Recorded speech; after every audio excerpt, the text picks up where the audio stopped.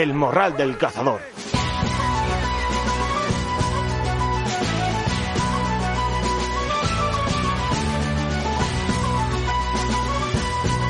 Morraleros y morraleras, muy buenos días y bienvenidos una semana más a vuestro programa cinegético semanal.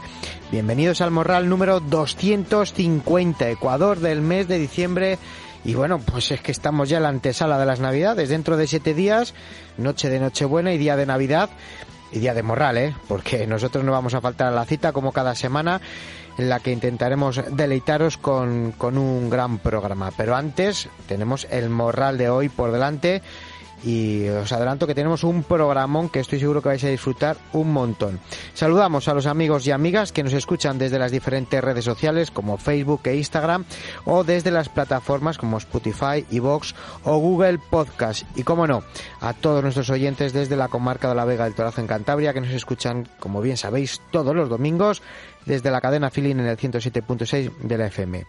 A todos os mandamos un saludo y os damos las gracias, como siempre, por estar ahí al otro lado, como por estar todas las semanas pendientes del Morral, y mandamos ese saludo a todos los que nos escucháis de camino a las monterías o a los respectivos cotos para ir tras las perdices y los conejos. Y esta semana, bueno, pues mandamos un saludo y muchos ánimos para todos los que nos escuchan desde la Vega del Ebro, desde Navarra, desde La Rioja, desde Aragón y desde Cataluña, que llevan, bueno, pues una semana bastante complicada con la crecida del Ebro y, bueno, pues no lo están pasando bien. Venimos arrastrando un año bastante complicado, así que, bueno, pues desde el Morral les mandamos un abrazo y mucho ánimo y mucha fuerza para reponerse de esta situación. ¿Y qué nos deparará el Morral de esta semana? Os preguntaréis. Bien, pues os saco de dudas ahora mismo. Antes de las noticias os tengo preparada una sorpresa que en un par de minutillos, 3 como mucho, os descubro. Pero antes os adelanto el menú de hoy, porque en primer lugar tendremos las noticias, como siempre, de esta semana, de la mano del portal Cazawar. Y a continuación, pues los amigos de Hunts, de www.huntts.com, de la mano de Miguel Arjona, pues nos van a acercar las cacerías, monterías más destacadas para los próximos fines de semana. Y a continuación, nuestro tertulión morralero, nuestra tertulia morralera de cada semana. Y hoy tendremos el placer de contar con una de las personas que más sabe de armas, de balística y de tiro de España, que no es otro que el gran Michel Colla, con el que charlaremos largo y tendido de su libro, Un cartucho, una pieza. Un libro que es un libro de caza en el que pues hace un recorrido por 35 calibres distintos con los que al menos Michel ha conseguido abatir con cada uno una pieza.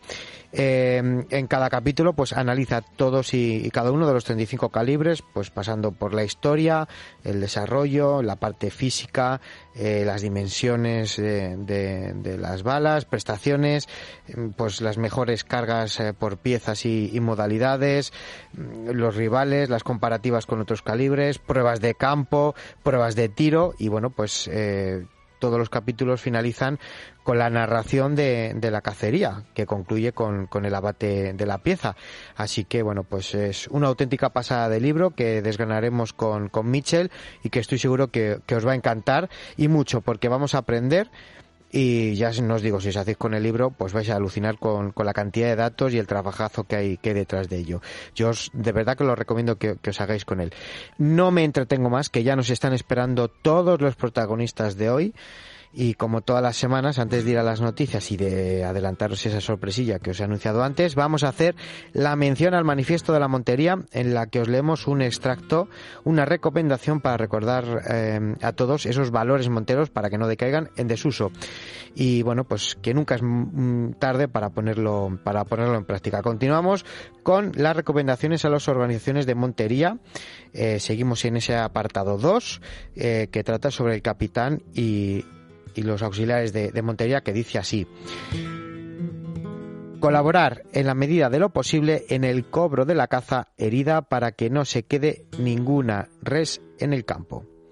Bueno, pues esto es evidente y yo añadiría aquí facilitar el trabajo a pues los muleros, todos los que se encargan de recoger, pues ya sea con caballos, con mulas, con remolques, de la forma que sea, las piezas abatidas en la montería. Bueno, pues si en nuestra mano está facilitarles el trabajo y acercarles las reses a un camino, pues yo creo que es lo mínimo que podemos hacer como un detalle, ¿no?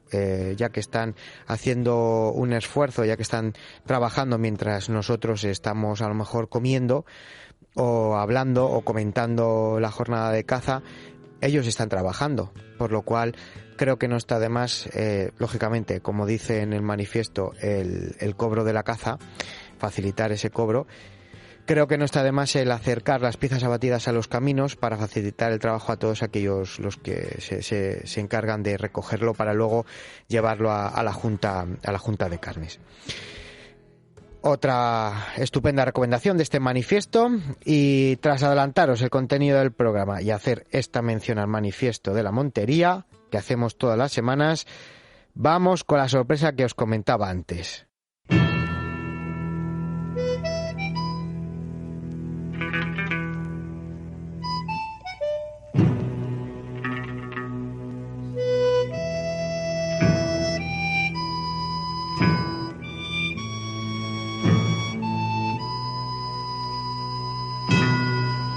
Y diréis que a qué viene esta sintonía del lejano oeste, ¿verdad? Bueno, pues es de la película de Cometieron dos errores, de Clint Eastwood, pero nuestro invitado el día 5 pues no cometió ningún error el día 5 de diciembre, ya que conseguía proclamarse campeón de España de caza menor con perro. Tras una final disputada y reñida hasta el final, y con perdices bravas y esquivas, Juan Manuel Ballesteros se alzaba a lo más alto del podium en Tabanera de Cerrato y se sumaba a los grandes cazadores maños que en su día consiguieron ya ser campeones.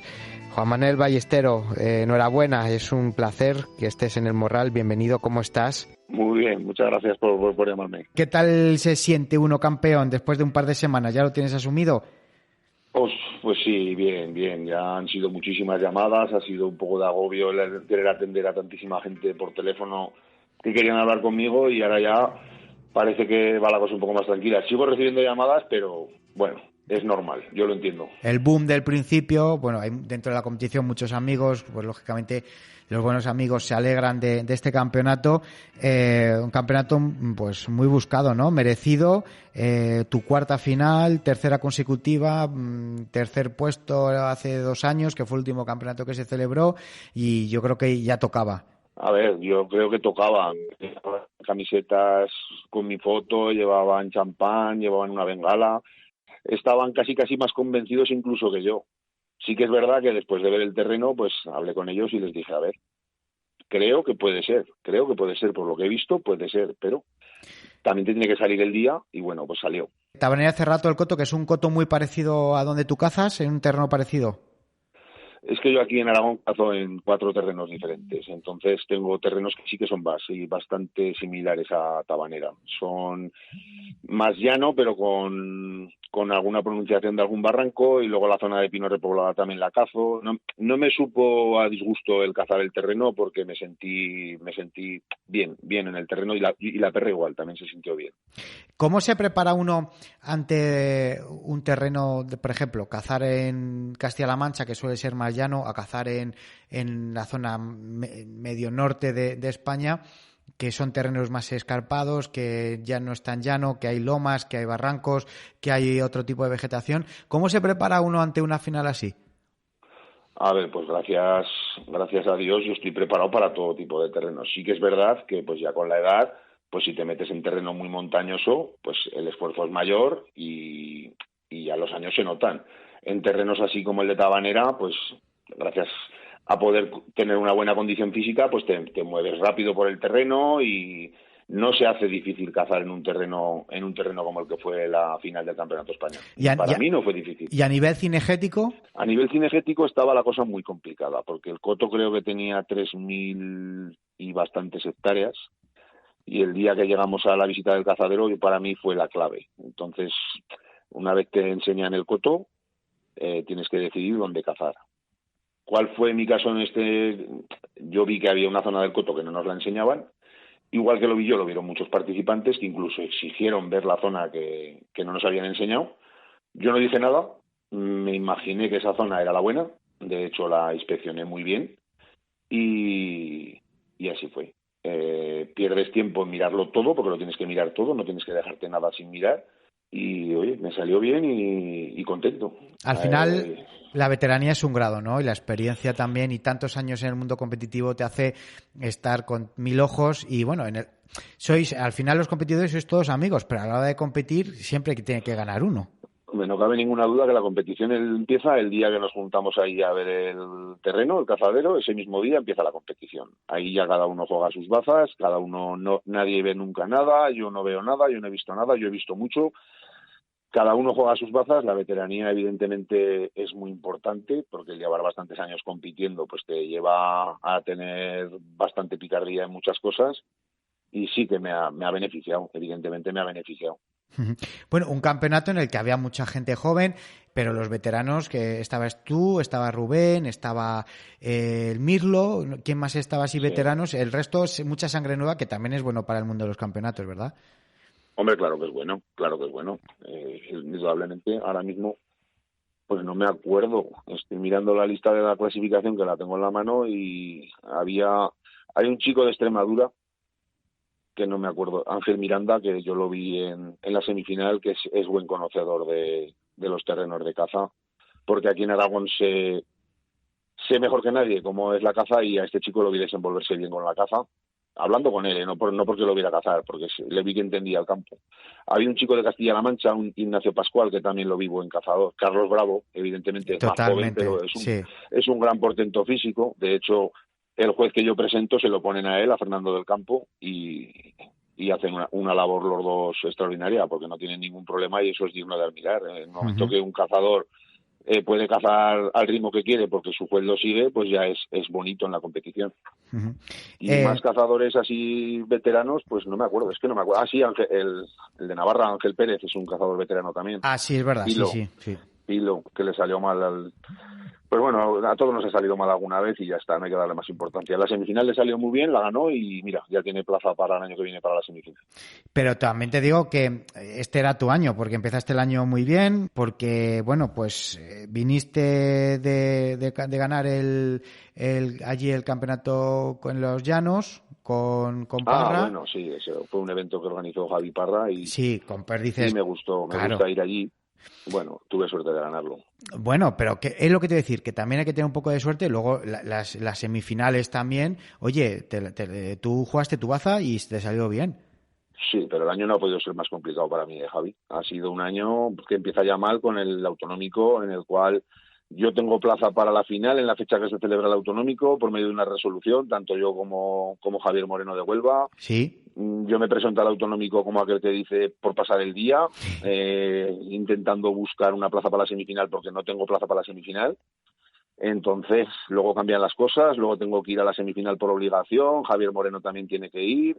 En fin, ha sido un año muy difícil. Claro, que os tenéis que presentar porque al quedar segundo y tercero no paséis directamente a la final. No, porque por medio de una resolución sí que pasamos a la final, pero luego por medio de una reclamación pues tenemos que ir a la semifinal cuando no hemos visto ese coto para prepararlo para pasar a la final, porque se supone que ya teníamos plaza en la final. Pero bueno, claro, son cosas que ocurren, hay gente que le gusta mucho hacer reclamaciones y creo que las reclamaciones es lo peor que puede ocurrir en el tema de las competiciones, porque nos perjudicamos a nosotros mismos, pero... Sí, bueno, cuando es algo muy evidente, pues lógicamente sí, pero... Ya, pero que Javi, que todos sabemos hacer reclamaciones, que nadie está exento de recibir reclamaciones y todos podemos hacer reclamaciones y sí, que yo no considero bueno hacer reclamaciones, pero que lo vuelvo a repetir, que todos podemos hacer reclamaciones en todo momento. Efectivamente. Bueno, campeonato de caza de Tabanera, y las pericias se hicieron de rogar, caza sufrida, caza trabajada, y yo creo que eso son de las cosas que también engrandecen a un campeonato, ¿no? Que lo hacen más difícil, que lo hacen que tenga mejor sabor de boca, porque no es lo mismo presentarse en una final en la que sea perdiz soltada, que vengas con 10 perdices de granja, no sé, es otra cosa. Hombre, indudablemente el competir con caza salvaje es lo mejor de lo mejor. Antes se hacían campeonatos soltando perdices o soltando en algunas comunidades hasta paisanes y para mí eso no es cazar. El hecho de que te lleven a un coto donde haya más o menos caza pero sea salvaje es de agradecer, sin ninguna duda es de agradecer. El campeonato, pues sí, fue duro, claro que fue duro porque ya te digo que la zona que tenía alguna perdiz, pues se defendía bien la perdiz porque no era un terreno que fuera fácil, era un terreno que la perdiz se salía al llano y había que dar la vuelta en el llano para meterla en las laderitas. Y bueno, lo que sí que es verdad es que a las 11:15 yo tengo ya el cupo de perdiz hecho. Entonces, ahí mi juez y yo sufrimos un problema, que no tenemos cobertura con el móvil para solicitar poder abatir una cuarta perdiz por un pequeño problema que tenemos anteriormente con otro cazador, que ha sido nombrado, y me gustaría, ya que lo estamos hablando, aclararlo, Sí. que lo he hablado con el cazador canario muchas veces, y es una perdiz que disparamos completamente a la vez, pero que la saca mi perra y la cobra mi perra. Disparamos los dos a la vez y en el campo allí no hay ningún problema. Es más, el mozo de Canarias en ningún momento pone ninguna reclamación cuando llega al control ni dice nada, y le parece correcto, ya que no consigue abatir nada más. Él sabe que yo he conseguido abatir 6 piezas y no estima poner una reclamación, que luego posteriormente la pone. Bueno, eso le Pues honra, bueno, eso le honra, pero bueno. sí, le honra porque me ha llamado 2 veces y me ha pedido perdón un montón de veces. Allí mismo en el acto me da un abrazo, me dice que él no quiere poner la reclamación y se lo acepto, me doy un abrazo con él y hemos hablado alguna vez por teléfono y ya está. Es una cosa que no quiero darle más Pues importancia ya está. porque Pues así, la importancia que le quiero dar es a mi título de campeón de España y ya está. que eso es lo que Creo que importa. no le viene bien a la competición todo este tipo de cosas. Totalmente. ¿Cómo te planteas el día de caza, Juan? A ver, me lo planteo pues en un principio, es otra cosa que ocurre. Creo que tenemos todos un cupo supuestamente de 5 perdices, pero por medio de algún documento pues no llega en su momento y tenemos que cazar con un cupo de 3 perdices. Entonces, evidentemente, primero me voy a por las 3 perdices, a una punta del coto, y una vez tengo la suerte de a las 11:15 conseguirlas, pues a unos 8 kilómetros o por ahí me tengo que desplazar para con la perra ir a buscar conejos. Y ahí es donde la perra lo hace todo, porque me levanta ella 5 conejos, puedo abatir 3, le tiro a otro un tiro mal tirado, pero que se puede abatir, y al otro no le puedo tirar. No le puedo tirar porque se me escurre muy rápido por entre unos pinos y no le puedo tirar. Pero mi planteamiento era ese, el matar las 3 perdices y los 5 conejos. La becada ya es una cosa para mí más de suerte o de saber dónde está. Sí. Yo no tenía ni información ni conocimiento de dónde podía haber alguna, y entonces decidí ni siquiera buscarlas. Vale, a ver, te puedes mover por intuición, pues a lo mejor si ves una zona de robles, una zona en la que un arroyo, algo que pueda tener alguna querencia, pues te la puedes jugar, pero hombre, es mucho jugársela a una final de caza menor con perro a buscar una becada, es jugársela mucho, yo creo, bajo Yo mi punto de siempre vista. he dicho que para el campeonato o sea, para puntuar una becada, hay un campeonato específico de profesionales de becada. Me parece bien que pongan de cupo una en un campeonato de caza menor con perro, me parece bien, pero no 3 como alguna vez se ha puesto. Creo que con una es suficiente, porque para ello hay otro campeonato ya específico de becadas. Pero Sí. bueno, se lograron abatir 3, tampoco habría tantas. Una de ellas se mata revolada precisamente por Ricardo, Sí, a última sí. hora de la prueba, y no sé, no habría muchas cuando entre 28 se matan 3. Tampoco sé si se levantaron algunas más, no tengo ni idea. Bueno, muchas veces a lo mejor no te das cuenta. Realmente esos días no cazas con la tranquilidad, entre comillas, que puedes cazar cualquier otro día, ¿no? Vas más a tiro hecho, vas a una zona y muchas veces las becadas hay que cazarlas con más pausa, ¿no? Hay que dejar al perro que trabaje, que vaya para arriba para abajo, y ese día no es un día para andar perdiendo el tiempo, entre comillas.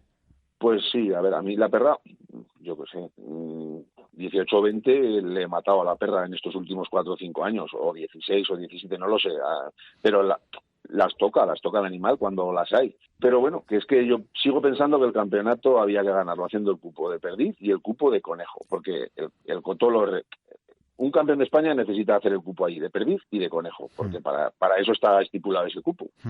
Yo hago 3 y 3, no llega nadie a más, pues bueno, será que lo hice bien. Claro, efectivamente. Digo, tu perra, que estabas hablando ahora de ella, pues una crack, ¿no? Bueno, pues si no es por ella, como cualquier de caza, va a decirte, pero vamos, que para ella un día más de caza, pero que sin ella imposible. No, para estos campeonatos hay que llevar una cosa así. A ver, lógicamente yo digo que es la mejor y será la mejor, pero Para hay ti, perros para mí es la mejor. claro, y con eso Pero te tiene que valer. con eso me vale, porque estoy muy orgulloso Por de ella. supuesto. Sé lo que viene conmigo y sé perfectamente cuándo va a echar un conejo, y los maneja bien, maneja muy bien las perdices, maneja muy bien las perdices de ala. Hay que llevar un perro muy completo para ser campeón de España. De la manera que se están poniendo ahora los cupos y los límites de piezas, pues hay que llevar un perro que valga para todo. Si quieres ganar, tienes que llevar un perro que valga para todo. ¿Qué es bretona? Está muy cruzada. Es bretona con podenco, lleva algo de setter, lleva algo de braco, es que lleva unos cruces muy grandes. Bueno. Y cada vez los va a llevar más, porque ahora cuando descienda la voy a cruzar con otro perro mío que también está cruzado. Bueno, pero de ahí nada más que puede salir cosas buenas. Pues, si sale la mitad, ya es para estar contento. Bueno, la munición, ¿qué cartuchos has usado? Pues ya sabes que a los que les encanta el tema este de los campeonatos siempre me preguntan, pregúntales qué han tirado, con qué escopeta han tirado, estrellas, cuéntanos.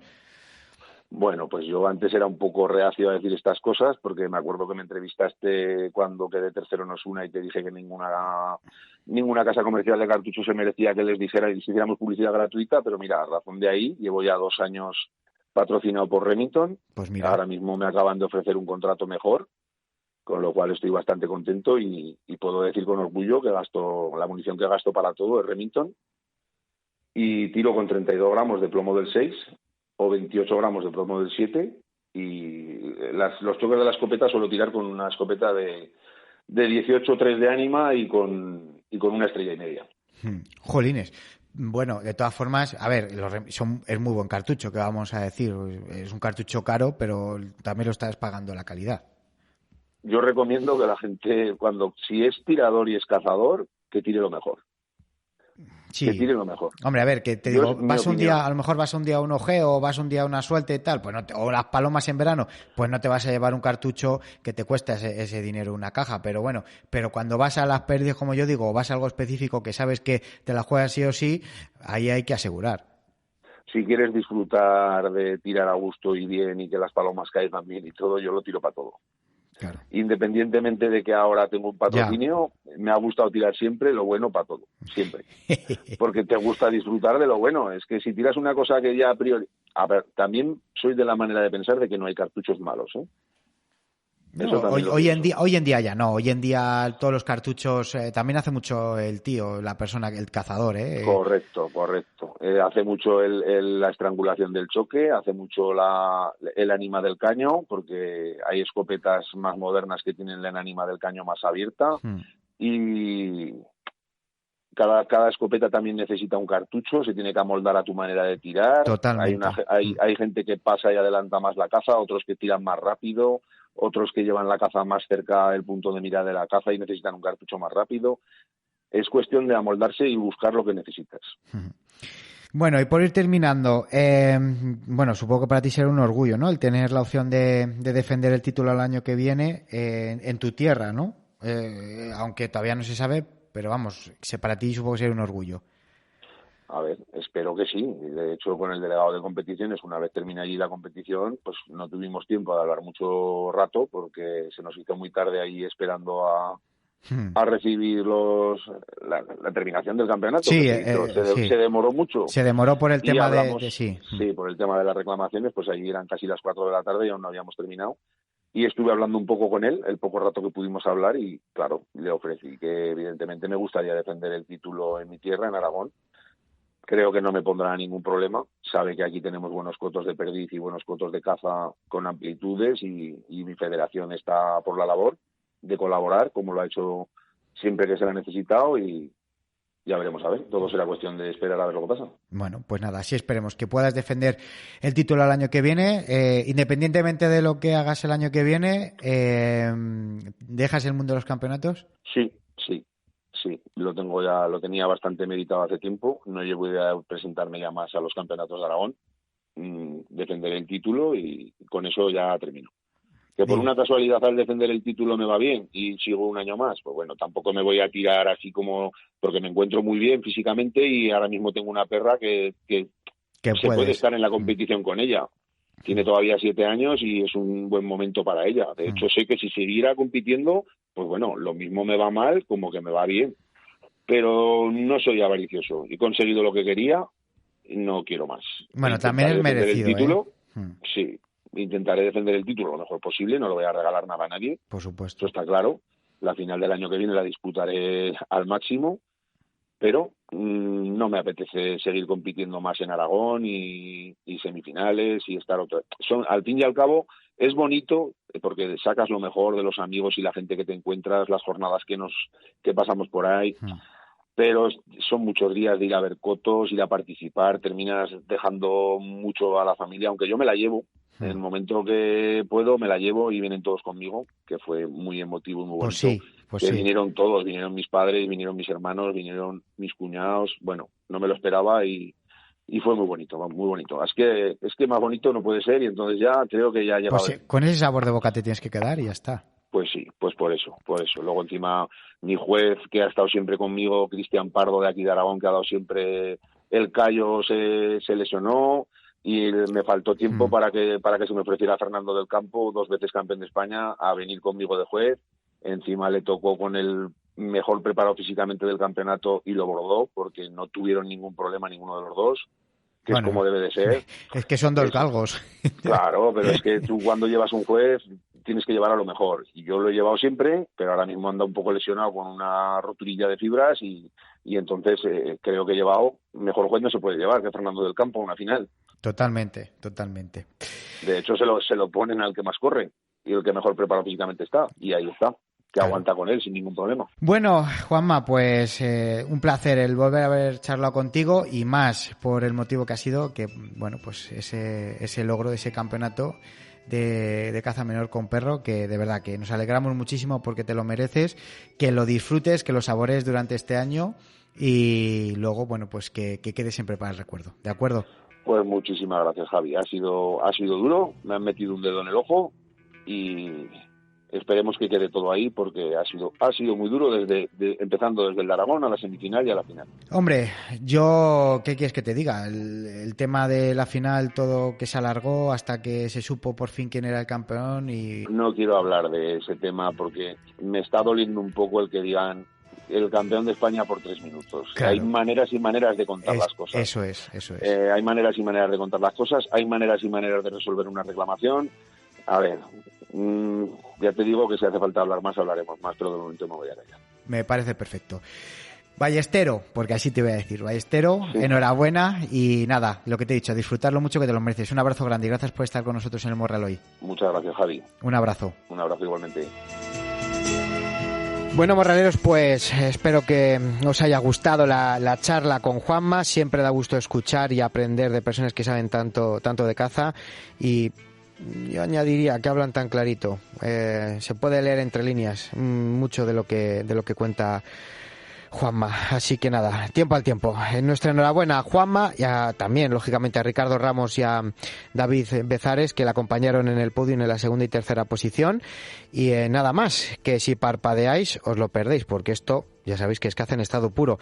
Vamos a escuchar, como todas las semanas, la recomendación que nos hacen desde Mutuasport, la asegurada de los cazadores, que este año cumple 50 años y patrocinan este programa. Y después, a las noticias.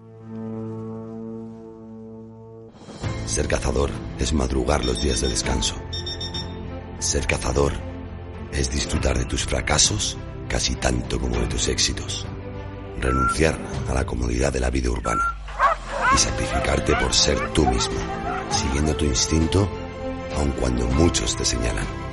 Ser cazador es alimentar a las especies cuando nadie lo hace, proteger tu entorno, invertir tu tiempo y tu dinero en algo que solo nosotros comprendemos. Ser cazador es ser tú, y desde Mutuasport queremos que sigas siéndolo. Por eso somos la única compañía creada por y para cazadores, puesta en marcha por las federaciones autonómicas de caza para protegerte y defender el futuro del sector. Por eso reinvertimos el dinero de nuestros seguros en proyectos de investigación, formación o comunicación cinegética. Mutuasport, al lado de los cazadores.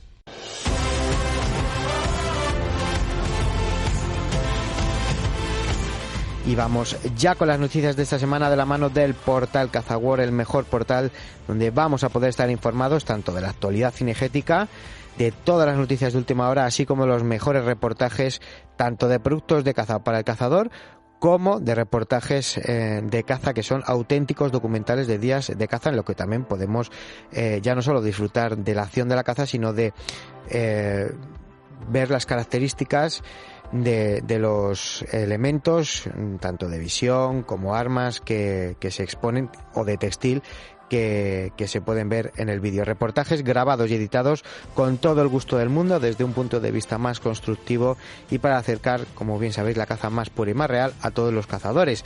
Si entráis en el portal de CazaWorld o suscribís al canal de YouTube de CazaWorld.tv, vais a poder disfrutar de varios vídeos, como por ejemplo uno tras las sordas en una jornada de caza con 3 cazadores con corazón becadero, como son Miguel Ángel Alonso Valdivielso, Eloy Colomar y Óscar Tellaeche, junto con los amigos de Sweet Team. O en un segundo lugar pues podemos acompañar a Michel Colla y a David de Hunting Pirines, en los que ponen a prueba el saco en el calibre 30-06 en una nueva aventura cinegética tras los gamos negros del Prepirineo Leridano. Yo os lo cuento, como os digo todas las semanas, pero lo mejor es que disfrutéis viéndolo, ya que todo esto y mucho más lo podéis encontrar en YouTube, en CazaWorld.tv o en www.cazaworld.com, donde también podemos leer que todas las fincas de cabañeros piden al Estado que se les indemnice por no poder cazar en ellas. Son más de 16.000 hectáreas en Cabañeros en las que se ha privado de sus derechos de caza a sus dueños y en las que tampoco la Administración está controlando la sobrepoblación de ciervos. Tras pasar ya un año desde la entrada en vigor de la prohibición de la actividad cinegética en los parques nacionales, la totalidad de las fincas privadas enclavadas en el Parque Nacional de Cabañeros han reclamado al Ministerio para la Transición Ecológica una responsabilidad patrimonial por la privación de los derechos de caza de los que eran titulares, así como por otros derechos detenidos por ser incompatibles con la existencia del Parque Nacional. Triste noticia, muere un cazador por un disparo accidental en Ávila. Un cazador recibió un disparo accidental en un acotado de Ávila el pasado fin de semana. El desgraciado accidente tuvo lugar en Aliseda de Tormes. La Guardia Civil de Ávila y Emergencias Sanitarias de Castilla y León se presentaron rápidamente en el lugar e inmediatamente se enviaba un helicóptero de rescate, pero lamentablemente no pudieron más que certificar la muerte del cazador. Desde el Morral mandamos un abrazo y el pésame para todos los amigos y la familia de este cazador. Y como siempre os digo, por favor, mucha precaución, aunque haya sido algo accidental, hay que intentar enterrar siempre los tiros, nunca tirar al viso. La Comunidad de Madrid subvencionará con 900.000 euros a las protectoras de animales, casi 1 millón de euros que se repartirán las 36 asociaciones protectoras de animales de la Comunidad de Madrid. Estas subvenciones están orientadas a lograr el bienestar de las mascotas, así como a fomentar la responsabilidad entre sus dueños. Las futuras leyes de protección animal y de núcleos zoológicos amenazan la forma de vida de millones de personas. Hay un rechazo unánime a estas futuras normas por parte de numerosos sectores productivos, profesionales, económicos y sociales. Los textos generan inseguridad jurídica e invaden competencias y tendrán consecuencias nefastas para los propios animales. Ambas normas suponen un ataque directo a la caza, con esterilizaciones obligatorias que afectarán al comportamiento de los perros. Y en consecuencia el colectivo cetrero alza su voz en defensa de la cetrería, ya que es un arte milenario en el dominio de las aves rapaces, como bien sabéis, para cazar animales salvajes en su medio natural. Y bueno, está declarado como Patrimonio Inmaterial de la Humanidad de la UNESCO, y los cetreros pues muestran su malestar e inquietud ante los tiempos difíciles que se avecinan por la modalidad, para la modalidad, si se aprueba, como estamos diciendo, el anteproyecto de la Ley de Protección de Derechos de los Animales. Reclaman que se oiga la voz del colectivo y que se tengan en cuenta los propios afectados de cada sector del mundo animal y rural. Y el libro de texto, como os acordaréis del año pasado, que enseña a los niños que el lobo es vegetariano, pues sigue en los colegios. El libro ha vuelto a generar polémica. En esta ocasión ha sido otro progenitor el que ha visto cómo su hijo era adoctrinado con este contenido y no ha dudado en compartirlo a través de las redes sociales, donde se ha vuelto de nuevo viral. El polémico texto se encuentra en un ejercicio de comprensión lectora entregado a los alumnos de 6 años de edad del citado centro educativo, en el que se afirma que el lobo no come y no devora terneros, además de que el cánido es bueno y no consume carne. Parece un cordero. Bueno, si luego decimos que no intentan instruir y no intentan adoctrinar a nuestros hijos desde el colegio, pues para muestra un botón. Por esto y por otros muchos motivos, entre otros la Ley de Protección Animal y todos los ataques, prohibición de cazar en los parques nacionales, prohibición de cazar la tórtola, es más necesario que nunca que el 20 de marzo estemos en la manifestación que se hará en Madrid para demostrar de verdad la fuerza que tenemos. Buenas, somos Armería La Gacela, estamos en Ávila, en Paseo San Roque 31, nos dedicamos principalmente a la caza, a la pesca, a la hípica. Nuestro teléfono de contacto es el 639 60 10 93 y nuestro WhatsApp es el 65869 3101. Estamos a su disposición tanto en tienda como por teléfono, como en nuestra web armerialagacela.com, como en Facebook e Instagram. Muchas gracias a todos y les esperamos. Morraleros, ¿queréis tener en casa en menos de 48 horas productos naturales de elaboración propia como salchichones, chorizo, lomos y derivados? Bueno, pues tu sitio es Embutidos Clavijo, del campo a tu casa. ¿Pasando por dónde? Por las manos de los hermanos Clavijo. Fabricación de manera tradicional y venta de toda clase de embutidos. ¿Que no puedes salir de casa? No te preocupes. Embutidos Clavijo te lo llevan listo para comer y excelentemente preparado. Y además, si llamáis de parte del Morral del Cazador, os harán un descuento en vuestro pedido. ¿Cómo lo podéis hacer? Muy fácil, llamando al 620 16 51 53 y os atenderán e informarán de todos los productos de los que disponen. Recordad, envíos a toda España en el teléfono 620 16 51 53 y recordad que si llamáis de parte del Morral del Cazador tendréis un descuento en el pedido que hagáis. 620 16 51 53 y no te quedes sin tu lote del mejor y más natural embutido y derivados que puedas encontrar. Embutidos Clavijo, tus embutidos de confianza.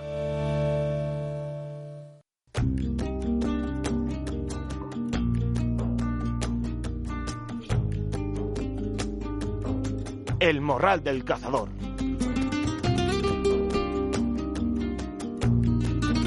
Y antes de la tertulia con Michel Colla, vamos como todas las semanas con la sección de Hans, la mayor central de reservas de caza que vamos a encontrar, tanto caza mayor, caza menor, cualquier modalidad, incluso, caza en el extranjero. Y lo vamos a hacer como todas las semanas con su director, con Miguel Arjona. Miguel, muy buenos días y bienvenido en una nueva ocasión al Morral. ¿Cómo estás? Buenos días, ¿qué tal, Javier? Pues mira, fenomenal y a puntito de salir a la sierra, o sea que vamos a intentar ir rápido porque ya tengo el compromiso con vosotros y por supuesto con los oyentes y me encanta. Pero estoy ahora mismo me he metido en el coche pero salgo para la sierra a matar un macho con un cliente de Hans. Oye, pues nada, fenomenal, que se os dé muy bien. ¿A dónde vais? ¿En Granada, Sierra Nevada o dónde? Sierra Nevada y en los Filambres. En concreto íbamos a cazar por Almería. Oye, pues nada, pues que se os dé muy bien, que disfrutéis mucho de la cacería, así que vamos rapidito, no te quito mucho tiempo. Oye, antes de entrar a comentar las monterías, ¿qué tal se dio Silvadillo? Comentarnos qué tal se dio la montería. Silvadillo Las Pachorras, la finca y La Mancha Las Pachorrillas. Pues tengo que decir que fue un éxito. La verdad es que el grupo encantador,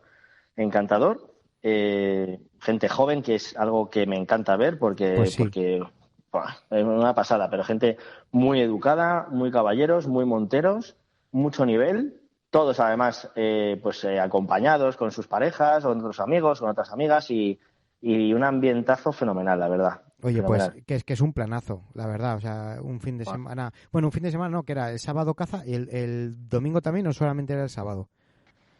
Bueno, la verdad es que el fin de semana tuvimos que organizárselo al grupo en exclusiva, como ya hemos venido comentando, y consistía en que llegaban el viernes a Guadalupe, la montería era el sábado, ¿vale? Y luego se incorporaba más gente, amigos de ellos, porque nos pidieron que después de la montería les organizáramos una fiesta. Entonces, desde Hans lo que hicimos fue contactar y contratar con diferentes opciones dentro de lo que es en Guadalupe. Y estuvimos en Casa Amalia, es una especie de pub exclusivo para nosotros, para ellos, pues desde las 8:30 de la tarde después de la montería, o sea que una pasada, la verdad es que fue intenso. Bueno, ¿y los resultados de la montería?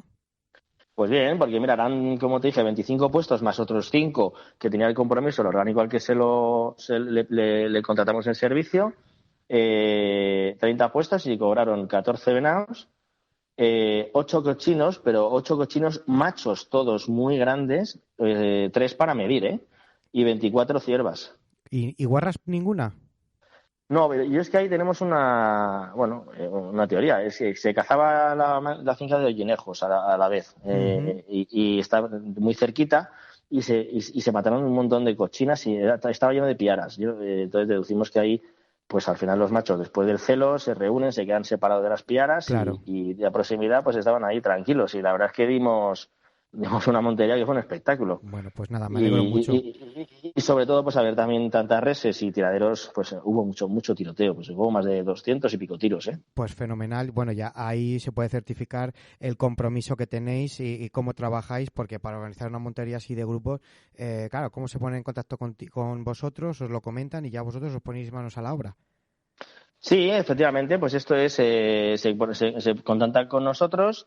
Y nosotros lo que hacemos es que vemos un poco las necesidades que tienen y de acuerdo al número de gente que sea, de dónde vengan o dónde quieran cazar, lo que hacemos es que con los diferentes outfitters con los que trabajamos, porque nosotros no somos orgánicos, como ya hemos hablado en varias ocasiones, entonces les preguntamos que para esas fechas qué manchas tienen, cómo podemos y trabajamos conjuntamente. La verdad es que en esta ocasión fue Morales Arce quien nos echó una mano, o sea, fenomenal. Y muy bien, muy bien. Ese es el primer paso. Luego, pues por supuesto, trabajo conjunto de ir a ver la mancha, de ir a marcar los puestos, de ir a ver los comederos, de estar un poco encima para que todo salga como tiene que salir. Claro, y vuestro compromiso de que la mancha, aunque sea en abierto, va a tener caza. Claro, ese es el compromiso. Otra cosa es luego que se cumpla, porque al final en abierto, pues ya sabemos lo que pasa, ¿no? Entonces, pues sí, efectivamente, esa es un poco la garantía y para eso, pues sabes que hay que trabajar. Bueno, pues nada, pues me alegro muchísimo. El que lo quiera poner en marcha, alguna persona que quiera ponerse en marcha, ya sabe lo que tiene que hacer, www.huntts.com o si no, ¿cuál es el teléfono? Recuérdalo antes de pasar a dar las principales o las monterías más destacables que tenéis para estas próximas semanas. Miguel, porfa. Es el 900-811-810. 900-811-810. A través de ese teléfono y si no, pues también tenemos habilitado un iconito con un WhatsApp donde a través nos entran las consultas y nosotros luego contactamos. Vale, fenomenal. Vale, pues nada, cuéntanos, danos 3 pinceladas, 3 monterías que tengáis para, de cara a las Navidades, que no te he dicho nada, que feliz Navidad, que estamos ya... Bueno, sí, es verdad que dijimos que nos íbamos a felicitar las fiestas y no nos las hemos felicitado. Es verdad. Perdona. No, felices fiestas para ti también. Igualmente. Cuéntanos, ¿qué nos tenéis preparado? Claro, estas semanas ya es que es Navidad, el día 25 no creo que algún sitio se montará y el día 1 igual, pero vamos, que seguramente muchas se pasen tanto al día 26 como al día 2. La verdad es que las monterías que te he traído esta semana son ya para enero, ¿eh? Fenomenal, pues lo que te iba a decir, porque esta época es época más familiar y tal, pero cuéntanos. A ver, sí, monterías para después, la primera para después de Reyes, para el día 8 de enero, cuéntanos. ¿Vale? Es una montería Viñas y Cañadas en Ciudad Real, concretamente en Saceruela, que es una zona súper montera. Muy cochinera. Muy cochinera, efectivamente. Es cupo libre de venado y jabalí y hembras de gestión. Se cazará con 32 puestos y con 5 realas, ¿vale? Son 400 euros y, puestos de cortadero, cuerdas, sopíes, un poco lo que tiene toda esta zona. Se esperan grandes expectativas. La verdad es que esta zona, como comentamos, pues está al lado de fincas emblemáticas como Ribera Alta, que está entre Saceruela y Almadén. De hecho, la finca que se caza es lindera, ¿vale? Con Ribera Alta. Así que, esta es una opción para después de Reyes apuntarse. Perfecto, la siguiente. ¿Vale? Pues mira, es una montería que se celebra en Ciudad Real también. Una montería que se cazará a muflones y a gamos. El precio es de 1.700 euros y la fecha es el 12 de enero. Ajá. Nos ponen un cupo de un muflón o un gamo, una cierva y 3 gamas. Muy bien. Y luego, aparte, muflonas y jabalís es un cupo libre. Y se va a cazar con 20-25 puestos y 16 realas. Ajá. Perfecto. ¿Vale? Muy bien. Y la tercera montería, si quieres. Pues mira, montería en Los Pastillos, en Badajoz. Concretamente en el término municipal de Casas de Don Pedro. Casas de Don Pedro, fenomenal. Sí, una zona muy buena también. El precio es de 250 euros. Muy atractivo. Y sí, la verdad es que con la línea que hemos comentado otras veces, es una montería es una finca de eucalipto y de monte. Se caza la solana y, bueno, sobre todo es muy querenciosa tanto para cochino como para venado.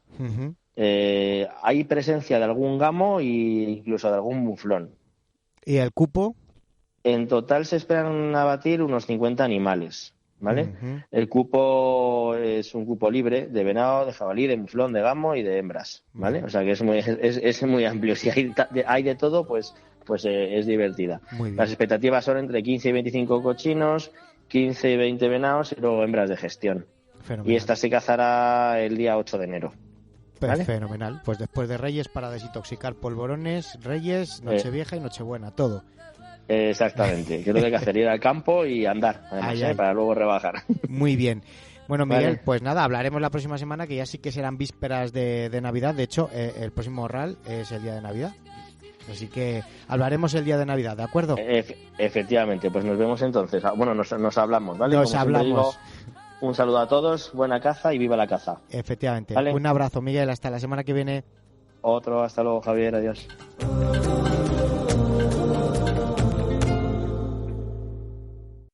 Afición de Campo, tu tienda online de ropa, textiles, artículos y complementos para la caza o para el campo, patrocina esta tertulia. Con todo tipo de textiles y complementos a vuestra disposición en www.aficiondecampo.com, que además podrás personalizar a tu gusto con el nombre de tu empresa o con el logo de tu sociedad de cazadores o grupo de redes sociales, en el número de teléfono y WhatsApp 633-908-608 o en www.aficiondecampo.com.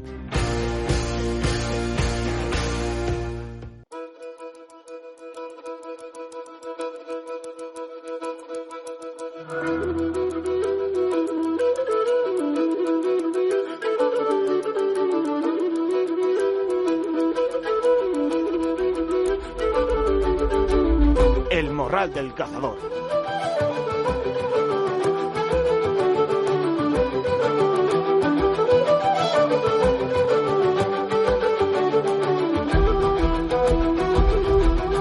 Bueno, morraleros, pues vamos con la tertulia de hoy, que como se adelantó en el editorial, vamos a asistir a una clase magistral de calibres, balas y curiosidades de los diferentes rifles que nuestro protagonista desgrana, analiza, compara y desarrolla en su libro. Un cartucho, una pieza. Y digo que desgrana y analiza porque es un libro en el que Michel Colla, su autor, hace un recorrido en profundidad por 35 calibres distintos con los que ha conseguido abatir una pieza, por lo cual ya os debéis dar cuenta que es un libro fundamentado, basado en la realidad y no en hipótesis que puedan analizar los diferentes calibres o que a lo mejor pensemos que no se sabe de lo que habla. No, esto es real.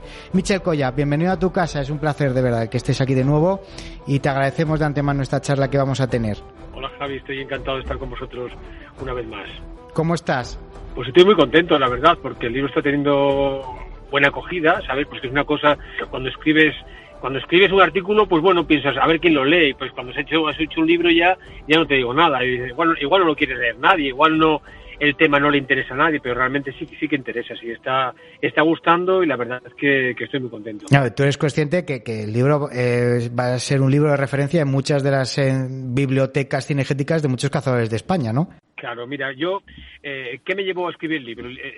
Fundamentalmente que llevo mucho tiempo trabajando en el cartucho en primera persona, pues hace más de 20 años que estoy con ello, y entonces yo veía que al pasar el tiempo esa información se iba perdiendo, y un día hablando con Amparo Ampuero, que ha sido, sí, la conocéis, que ha trabajado en la Federación Española de Caza, ha sido directora jefe en Caza y Safaris, me dijo, estoy intentando escribir un libro, pero siempre empezaba y lo dejaba en el primer párrafo, ahí se quedaba, y me dijo, ¿pero para qué? Si tú tienes 1000 libros escritos, y es verdad, entonces empecé a darle vueltas a la cabeza y me surgió la idea de, bueno, es que he tenido la suerte de probar muchísimos cartuchos y entre todos los que he analizado a fondo, con unos cuantos he tenido además la suerte de poder abatir una pieza, y de ahí salió la idea de desgranar en profundidad esos 35 calibres con los que al final había conseguido cerrar el círculo.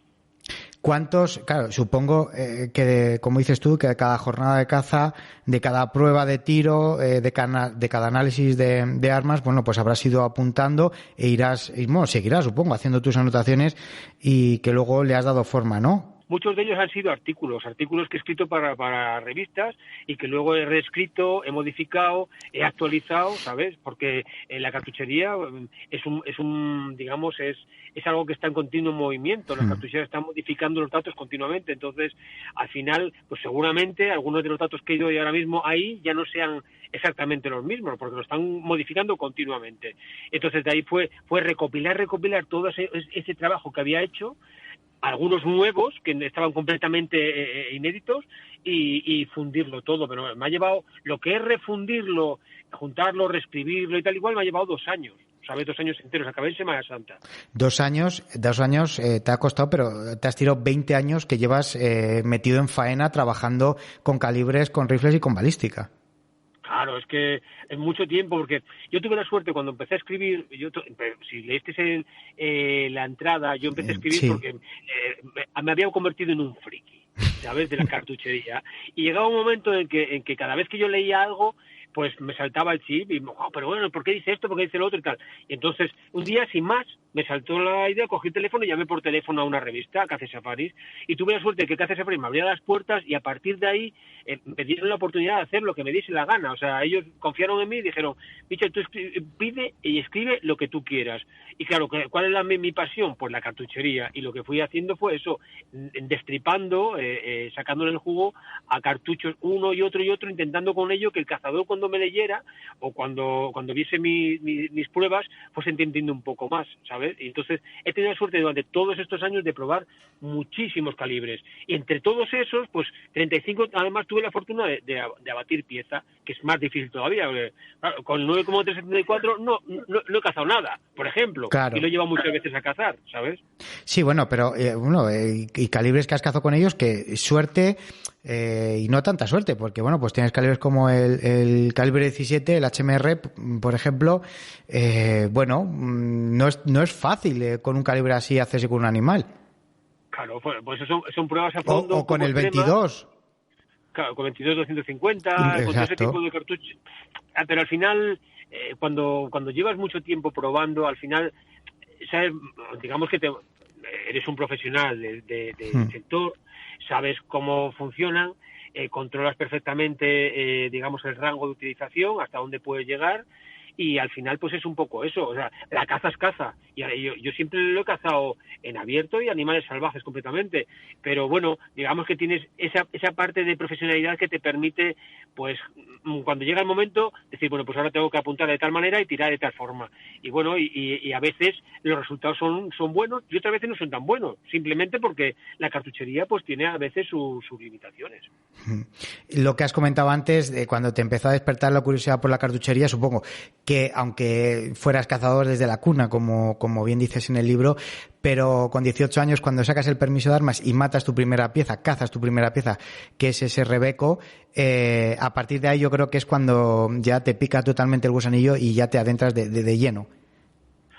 No, pero realmente yo adentrado en la cartuchería estoy desde los 10 años.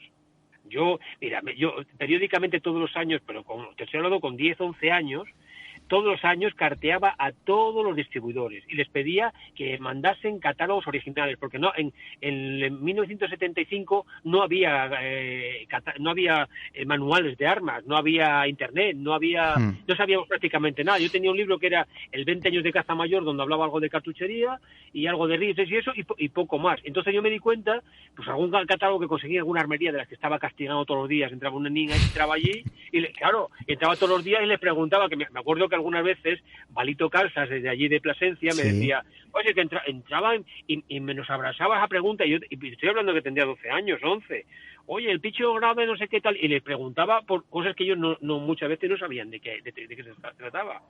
Y entonces fui pidiendo a los distribuidores que enviasen catálogos, y yo, de hecho, los tengo todavía, un montón de incunables catálogos de hace muchísimos años, pues originales de las marcas de Waterby, de Norma, de todos, ¿vale?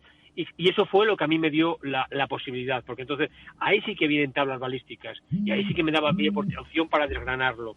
Claro. Y fue lo que hice, me sentaba en mi mesa camilla, mi calculadora, mi papel, y me dedicaba a eso, a hacer comparativas basándome en coeficientes balísticos, en densidades seccionales, etcétera. Pero tiene mucho mérito, Michel, porque es lo que te has dicho, hoy en día con Internet y con catálogos, todas las empresas ponen a disposición del cazador todo el tema de balística, coeficientes, todo lo tenemos al alcance. Hay 1000 foros en los que preguntar, ver, estudiar, manuales, hay 1000 cosas en Internet para ver, pero es lo que tú has dicho, en el año 75 no había nada y era investigar, eso sí que es un trabajo de investigación. O sea, es mucho más, y con todos mis respetos, es mucho más fácil ser hoy en día un experto en armas y en balística que hace 40 o 50 años. Pues claro, muchísimo más. Hoy tienes toda la información en tus manos. De hecho, hoy no hay, hoy es tontería andar guardando catálogos. ¿Para qué los quieres? Aunque los tengas en la armería, nadie los coge, los llevas a casa, le das un repaso, una mirada por encima y ya está. ¿Por qué? Porque tienes absolutamente siempre toda la información en un botón, en un enter, ¿sabes? O sea que al final, en aquella época era mucho más complicado. Lo que pasa es que hoy día es difícil ser experto en el aspecto práctico, ¿sabes? Es muy fácil ser teórico, pero el experto tiene que llegar al punto de ser capaz de disociar, de separar lo que es la teoría y lo que es la práctica. Y ahí es donde cae la mayor parte de la gente, porque al final hablamos de centímetros tal y un centímetro en el mundo no existe, en la caza. En la caza no existe. Por eso yo te decía al principio, en la presentación, libro fundamentado y basado en la realidad y no en hipótesis, porque hablar de teoría y no de práctica de tiro, pues es muy fácil, pero una vez que luego te pones a tirar te das cuenta de que es un mundo. Claro, sí. Mira, esta mañana en mi consultorio me escribía pues un seguidor y me preguntaba sobre un rifle, sobre un calibre, sobre una carga y me decía, claro, es que igual tiro 250 metros, era un 270 Winchester Sword Magnum. Me decía, igual tiro 250 metros y voy a comprar un visor con torreta porque para esas distancias y tal. Ahí se ve la falta de conocimientos porque hay muchos cartuchos optimizando la regulación hasta esa distancia y mucho más allá. No te hace falta torreta, claro. Claro, no hace ningún tipo de falta. O sea, no hace falta, y yo lo he visto, cazadores que ven una pieza de 200 metros y se ponen a corregir la torreta. Pues eso es por falta de práctica, simplemente. Sí, falta de práctica y falta de tiro. Nosotros aquí en el Morral siempre comentamos con Joaquín de la Pacha el tema que la gente no acude a los campos de tiro a probar con el rifle. No hay costumbre de ir a probar el rifle. La gente se compra el rifle y, bueno, sí, va a ponerlo a tiro y tira 4 o 5 veces, lo pone a tiro y ya está, ¿no? Pero es que hay que ir a tirar, hay que ver cómo balea el rifle, cómo te sientes tú con él, ¿verdad? Es que no tiene nada que ver. Hay que practicar mucho. El tiro es un deporte y cuanto más practiques, mejor tirarás. Hay buenos tiradores que sin practicar son buenos tiradores. Lógicamente, si practican, lo serán aún más. Y hay gente que es mala y a la base de tirar puede llegar a ser un poco más efectiva. Pero hay que practicar. Y no hace falta practicar con un rifle porque la munición es cara y no siempre tenemos campo de tiro al alcance. Pero está el aire comprimido. Yo soy defensor del aire comprimido por encima de todo. Lo dices en el libro, sí. Claro, porque no pega, no suena, no es caro, no es peligroso, ¿vale? Y el protocolo es exactamente el mismo y encima como exigencia es incluso más exigente que tiro con rifle. Sí, porque es más sensible. Bueno, pues al final estás tirando un trozo de plomo que 4,5, 5,5 que al final, bueno, pues lo que tú dices es mucho más complicado, pero realmente que con la escopeta, con la carabina de aire comprimido, es con la que todos los que somos cazadores prácticamente hemos empezado disparando a los botes. Efectivamente. Pero ahora mismo el aire comprimido te permite tirar incluso en casa, pones un tragabalines y puedes tirar en cualquier habitación, donde tengas una distancia de un pasillo de 7 metros, te vale, te puedes hacerlo perfectamente, no hay ningún peligro, no suena y tirando a una diana, haces una diana de esas reducidas, pequeñita, y mejoras muchísimo. No hace falta tirar muchos tiros. Tirando 10, 15 tiros diarios es suficiente para mejorar el estado como tirador, pero mucho y muy rápido. Bueno, pues espero que se apunten todos el consejo. Yo soy el primero que me lo ha apuntado, que ya al leerme el libro había tomado nota de ello.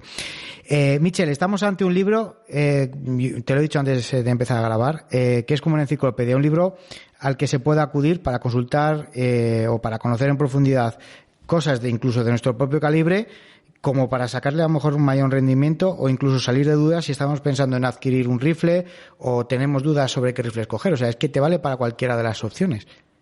Claro, sí, es que al final lo que pretendía es eso, pues todos los cartuchos que he probado a fondo y he llegado a cazar con ellos, pasar, digamos, hacer un recorrido por cada uno de ellos, digamos que lo desnude completamente, desde la parte histórica de por qué se creó. Los cartuchos se crean por algo, no aparecen por arte de magia. Siempre tratan de entrar para ocupar un hueco mejorar algo siempre. Sí, para rellenar un hueco que falta. Ejemplo, los Sword Magnum. ¿Por qué ha triunfado el 270 Sword Magnum? Porque rellena un hueco que no había, ¿vale? Está entre el 270 Winchester y el 270 Waterbury Magnum. Sin embargo, por ejemplo, el 300 Winchester Sword Magnum, aun siendo bueno, no va a rellenar ningún hueco porque esas prestaciones ya no las da el 300 Winchester Magnum. Claro. Y por eso se va a quedar un poco para atrás. Nunca van a llegar digamos, a tener la magnitud en cuanto a popularidad del otro. Entonces yo lo que he tratado de hacer ha sido eso, ir recopilando toda la parte esa histórica de por qué se hace, la parte técnica de su físico, de sus prestaciones, luego siempre, digamos, las mejores cargas dentro del abanico de cartuchos, digamos, de cargas que se fabrican para él, las mejores cargas por especies y por modalidades, después sus rivales, los cartuchos con los que se puede encontrar frente a frente, y luego la parte del campo de tiro y ya la experiencia en caza, siempre. Muchas veces incluso una conclusión final. Es que es un libro que está muy bien estructurado por lo que tú has comentado. O sea, está todo muy bien hilado cada capítulo, en lo que, como has dicho, desgranas los calibres en todo lo que has estado comentando. O sea, la historia, la comparativa con otros calibres, la acción de la caza, lo de las cargas, que es algo que me ha llamado mucho la atención, que a lo mejor hay calibres en los que tú dices que es un muy buen calibre, pero luego, claro, a la hora de encontrar cargas para ese calibre, pues a lo mejor ves que se queda corto porque es una franja muy pequeña, muy alta o muy baja, y a lo mejor no se adecua a las modalidades de cinegéticas que tenemos aquí en España. Efectivamente, así es. Pasa mucho con calibres, por ejemplo, centroeuropeos, que no tienen mucha difusión, potencialmente son muy buenos, pero a la hora de la verdad, pues se quedan cortos. ¿Por qué? Pues porque se fabrica poco para ellos. Al final, el mercado es la ley de la oferta y la demanda, y si no hay suficiente demanda, pues las cartucheras hacen lo justo para mantener suministro para los usuarios de ese cartucho, pero no le dan mayor posibilidad. Sin embargo, otros cartuchos, imagínate, un 3006, un 308, pues hay de todo en el mercado. Claro. Y cualquier carga nueva que salga, la van a probar lo primero con ellos porque son los que realmente tienen igual un 80% de los cazadores. Claro, y ahora en esta época que tú, bueno, sabes bien cómo está el tema de la escasez de balas en el tema del mercado, los calibres que menos han fallado pues son los que tú has dicho, un 300, 270, 7 milímetros, 3006, pues calibres que son los que más amplitud en gramajes tienen en el tema de balística. En cambio, los que son menos usados, pues los pobres se han quedado más colgados. Mira, recientemente ha salido al mercado un rifle rectilíneo. Sí. Y, bueno, bastante conocido, el Beretta BRX1, sí. Y ha salido solamente en 3 calibres, 308, 300 Winchester Magnum y 3006 Springfield. En breve sacarán también el 6,5 Creedmoor. ¿Por qué esos 3 cartuchos iniciales? Ante la pregunta, la respuesta fue muy fácil, porque después de un estudio de mercado sabemos que hay más de un 80% de cazadores que los utilizan. O sea, por eso, simplemente. Y entonces, por eso, el que tenga un cartucho, o sea, un calibre de esos, es muy difícil que se quede desabastecido, claro. Porque de una u otra manera, alguna casa lo fabricará. Pero claro, que tenga un cartucho un poco raro, como es mi caso, que tengo siempre cartuchos un poco raros, pues es muy, muy, muy fácil que te quedes sin ello, que no haya munición en las armerías. Claro, muchos de estos rifles de los que hablas en el libro habrán sido pruebas pues que a lo mejor te han dejado el rifle pues para probarlo, empresas o marcas, pero luego, claro, tú tendrás tus propios rifles. Claro, sí, claro. Yo bueno, vamos, habitualmente cazo con mis rifles de cabecera y los que me van mandando, voy combinando. Generalmente es muy difícil que cace 2 veces seguidas con mi rifle de casa, pero bueno, de vez en cuando, claro que sí tengo mis rifles y no los utilizo mucho por eso, porque casi siempre estoy probando algo de lo que me han enviado, pero sí, claro que tengo mis rifles. ¿Cómo se acostumbra uno a tirar cada vez con un rifle diferente, Michel? Porque Claro, o sea, es muy difícil, o sea, siempre decimos, hay que hacerse al rifle, tal, pero es que tú pruebas rifles diferentes día sí día no, tiras con ellos, cazas con ellos, y ya no solamente es tirar, es cazar. Claro, bueno, pero ese, Javi, pero eso es como, tú date cuenta, estoy todo el día, por mis manos han pasado miles de rifles, miles. ¿Cómo no me voy a acostumbrar? Llega un momento en que, como el que conduce, como el que comprueba coches, tú le pones un coche, le pones otro, y ya sabe perfectamente cómo tiene que hacer para que no se le vaya. Pues ya está. Exactamente. Y me quedan largos, y otro la mira no me cuadra bien la cara, y el disparador es más duro, y no sé, pero ¿qué más da? Tienes tanto vicio y tanto has probado, tanto has tirado, que al final lo único que quiero, lo único que pido es que me dejen regularlo a mí. Que me deje regularlo. Entonces ya sé yo, si tiro mal y se me va, ha sido cosa mía, pero no del rifle, ¿sabes? Pero tienen que dejarme regularlo a mí. Y lo otro ya lo hago yo, ¿sabes? De los rifles que tienes, ¿con cuál te quedas? ¿Con el heredado de tu padre, el PFK? El M98. Sí. Bueno, pues el M98 tiene mucha historia. Es un rifle muy bonito. Es un rifle que tuvimos que deportivizar, sí. Sí, cuando yo lo heredé no estaba legalizado. Tuvimos que llevarlo a legalizar, hicieron un estudio de él y tal y cual, y al final se legalizó, lo modificamos, le colocamos unas bases Schuller, es muy bonito, es un 857 JS, le tengo muchísimo cariño, pero bueno, es el rifle con el que menos he cazado. Lo he utilizado algunas veces, he cazado con él, pero es de los que menos he cazado con él. Con el que más he cazado fue con mi primer rifle, que fue un Waterbury Mark V en 270 Waterbury Magnum, y con ese he estado cazando como unos 20 años seguidos. Lo hemos comentado antes, que es un libro técnico, muchos datos. La verdad es que al que sea un amante de la balística va a disfrutar como un enano, muchos coeficientes balísticos, pero es un libro tanto para los que buscan saber más de calibres y de su calibre, como a nivel amateur, como por ejemplo para profesionales, como libro de consulta. Sí, claro que sí. O sea, yo cuando hice el libro lo que pretendía era eso, recopilar todo, todo ese trabajo que había hecho durante tanto tiempo, desgranándolos tanto en primera persona, tanta cartuchería en primera persona, para que luego pudiese servir tanto para el profesional, como para el que quería acercarse al mundo, como para el que quería regalar algo a un cazador, algo que le pudiese gustar, y algo que no había en el mercado, porque un libro como el mío no hay nada escrito en el mercado. No sé si en otro idioma puede haber algo, en castellano con seguridad no. Y en otro idioma poco, seguro, he llegado hasta el extremo de tanta profundidad en el análisis de uno a uno. Es que la gente no se puede hacer una idea.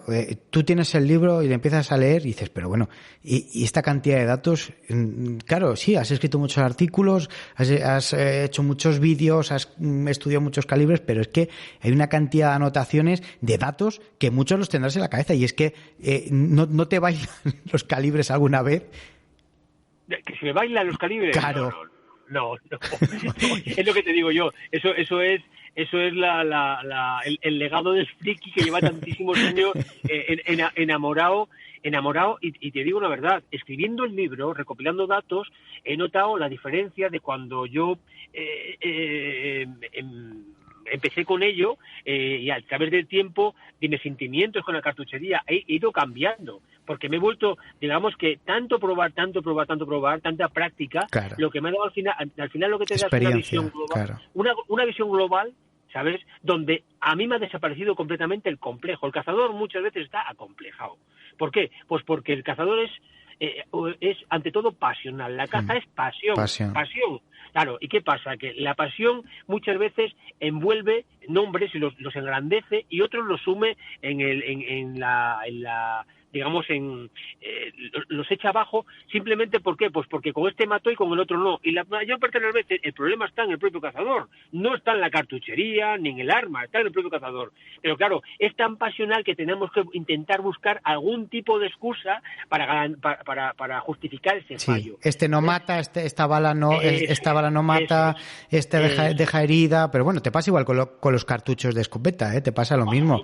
Claro, exactamente. Es verdad verdad que pues pasa igual que con las balas, hay cartuchos que son más rápidos que otros, o unos que dispersan más que otros, pero al final lo que cuenta es el indio, y si tú apuntas, bueno, pues mira, este año cazando con Ismael Trabacete, pues mató un par de perdices con novena de 28 gramos, y la gente dice, pero bueno, ¿cómo es posible eso? Digo, bueno, yo lo he visto con mis ojos, cazando, y además no perdices que te salgan de los pies, perdices que estaban a 30, 40 metros, ¿sabes? Claro. Sí, así es. Y entonces, ¿qué pasa? Pues ese complejo a mí me ha desaparecido. Y me ha desaparecido a base de probar y de darme cuenta. Yo después de tanto, me he dado cuenta que al final la cartuchería es una cosa muy simple, y es una vaina, un poco de pólvora, un proyectil y un pistón. Si un proyectil con un determinado peso sale por la boca del cañón a una determinada velocidad y otro calibre con otro nombre completamente diferente, prácticamente te manda lo mismo y de la misma velocidad, es que son iguales. Entonces, cuando yo escucho a la gente decir, el 270 no mata, y el 3006 sí, y el 7x64 sí, y me entra la risa. ¿Por qué? Pues que estamos hablando prácticamente de lo mismo. Y eso es lo que me ha dado esa capacidad de, digamos, de discrecionar, es lo que me ha dado tantísima prueba, tantísima caza, y poniendo sobre el terreno a cada uno de esos participantes, de esos cartuchos. Ahora, según estás hablando, me acuerdo de lo denostado, por ejemplo, que está aquí en España, el 3006, un calibre súper utilizado, pero que hay mucha gente, muchos detractores, hay mucha gente que dice, no, es un calibre que pincha mucho, tal. Yo, la experiencia que tengo de ese calibre es maravillosa. Claro, pero es que el G3006 es un supercalibre. O sea, es un supercalibre, pero ya no por sus dimensiones, sino por la capacidad que tiene, digamos, el poderío que tiene el nombre, el cartucho como patrón, lo que le hace es tener absolutamente de todo para él. Es un cartucho que mata de maravilla, que puedes tirar muy lejos, que puedes tirar muy cerca, que es suave, que te permite repetir con facilidad. Yo he matado con el 3006 a mucha distancia, y he matado muy cerca y he repetido rápidamente. Pero ¿qué pasa? Que yo también era de esas personas que cuando tenía 20 años no me hablaba del 3006 porque lo tenía todo el mundo. Entonces, el 3006 es un gran cartucho que te hace lo mismo que te hacen prácticamente todos los otros estándar, ¿vale? Prácticamente lo mismo, pero con una ventaja, y es que tienes de todo para él y para los otros no. Claro. Hablabas ahora de larga distancia. Te voy a hacer una pregunta. ¿Tiros a larga distancia o distancias más normales? ¿De qué eres partidario? Ya que está, tan de moda los tiros largos, y ahora, pues están empezando a poner de moda esos calibres PRC para el 6,5 o incluso para el 300. Sí. Yo en el libro narro bastantes ejemplos de tiros a larga distancia. Cuando no se tira prácticamente nada a larga distancia, yo ya tiré a más de 1 kilómetro con ellos, y hice pruebas y maté bichos. Siempre me quedó un poco de amargura, porque al final yo lo respeto, por supuesto que lo respeto. Sí, y aquí yo totalmente lo respeto. Pero con el tiempo cada vez valoro más el acercamiento y digamos que lo que es la caza en sí, que el propio inflamiento de ego o consiguiendo un tiro muy largo. Yo siempre lo comento que, claro, hay circunstancias. Aquí en España, pues tampoco tenemos situaciones en las que tengas que realizar un tiro a más de 500 metros, ya es una auténtica barbaridad, ¿no? Pero, por ejemplo, si tú sales fuera de España, te vas a Kirguistán o te vas a sitios de estos inhóspitos en los que es caza extrema, totalmente, y que no te queda más remedio a lo mejor que tirar a 1000 metros, porque es que no hay más acceso para llegar hasta el animal, y tienes que estar preparado, tanto tú como el rifle que lleves. O sea, no solamente eres tú, es el rifle, el equipo en general. Y bueno, pues yo un inciso te hago ahí. Estoy seguro que allá donde van esos cazadores a tirar a un íbice o un Marco Polo o lo que sea, sí, a mucha distancia, seguramente hay lugareños de allí que van con un AK-47 sin mira y sin nada, y los matan a cascaporro. Seguro. ¿sabes? Bueno. Claro, mira, lo lógico, es entendible también cuando tú vas con una expedición, tienes muy pocos días, claro, es muy caro y hay que intentar, cobrarlo como sea. Pero a veces, más que la obligatoriedad del tiro lejos, es la obligatoriedad de que te impone el tiempo, yo creo. Bueno, esto que has dicho tú, que te anima, eso fue lo que te pasó con el Rebeco que mataste con la escopeta, con la paralela. Eso fue lo que te animó a ti. Decir, si antes se hacía así, ¿por qué no lo voy a hacer yo? Sí, así fue, exactamente. Y para mí ha sido, de todos los lances que recuerdo, cuando más me he sentido cazador, conseguir batir el rebeco con escopeta. Yo había visto toda mi vida a mi padre llegar con la escopeta colgada de las batidas a los rebecos. Y entonces yo tenía metido ahí en lo más profundo la idea de algún día intentarlo. Y un día me salió la oportunidad y lo intenté y lo conseguimos. Y me costó 2 días de rececho por el monte. Al final lo tiramos a 45 metros, que es muy difícil. Tirar un rebeco completamente salvaje y el que te diga el guarda, porque esto no se trata de ir asomado a una peña y te diga el primero que veas le tires, no, el que te diga el guarda, que lo mire con los prismáticos bien y te diga aquel es el que podemos tirar, ahora arrímate a él y tírale. Es un sitio completamente abierto, es muy difícil. Sí, claro, porque en una espera, es más factible, o en una montería incluso que sea un monte cerrado. Yo, de hecho, hasta hace 5 o 6 años he estado montando con escopeta porque me sentía más a gusto que con el rifle, porque la zona en la que yo monteo es zona muy cerrada y no son tiros largos y no lo necesitaba. Pero es que si tú te paras a pensar, hasta los años 60-70, tú aquí preguntabas qué era un rifle y la gente se pensaba que era algo de la guerra. Claro, no había rifles. No había cultura del rifle. No es como en Centro Europa, que era otra cosa que ya estaba instaurado y pues había una cultura. Aquí no había cultura del rifle hasta los años 70. Claro, no había. En esa época era cuando había sobre todo 270 Winchester, porque el 36 se prohibió los usos civiles y lo que había eran 270 que eran más o menos algo muy parecido, pero claro, que se podía guiar, ¿sabes? Durante bastante tiempo, hasta que el 857 y el 3006 se popularizaron para el uso civil, se legalizaron, pues la gente cazaba con 270 durante los años 80 sobre todo.